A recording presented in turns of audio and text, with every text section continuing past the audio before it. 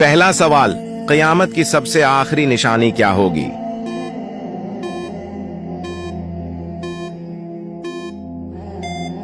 जवाब, आग का निकलना।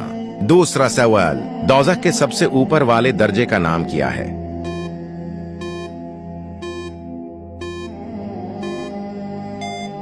जवाब, जहन्नम। तीसरा सवाल, क़यामत के दिन मोमिन के नामा एमाल में सबसे वजनी चीज क्या होगी?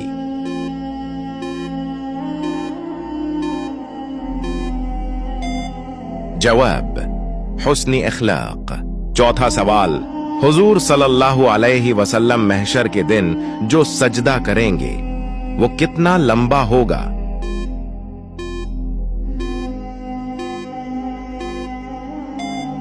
जवाब, 1 हफ्ता। जन्नत में सबसे पहले कौन दाखिल होंगे?